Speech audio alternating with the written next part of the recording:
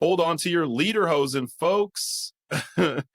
Germany might just have a new bat-wielding conservative hero sprinting towards the Chancellor's office, and it's none other than Friedrich Merz, spent years wrestling with Angela Merkel, only to exit stage left and come back to the main event. Oh, Spud, a bat-wielding hero is quite the image. But you're right, Mertz has had quite the political roller coaster.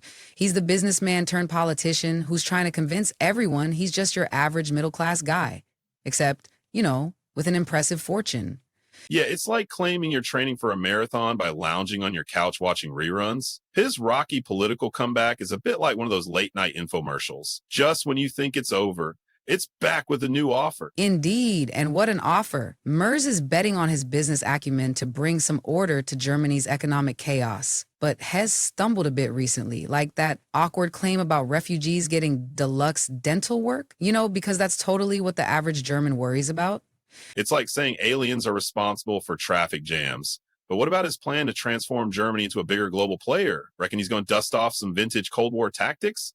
Possibly, given his promise to strengthen NATO ties and take a tough stance on China and Russia. It's also pushing for Germany to up its defense spending, which might make some traditionalists feel a little uneasy, grounding Europe firmly on its feet against any autocratic breezes. And speaking of breezes, doesn't he remind you of that brisk wind that knocks your hat off unexpectedly? You never see it coming?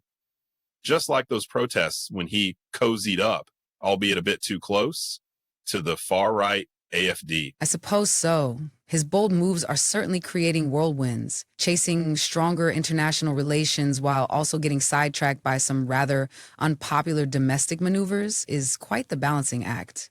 Hess like a tightrope walker without a net. Or a chef who accidentally tosses hot spices instead of cinnamon into the dish. But hey, hot spices can be exciting, right?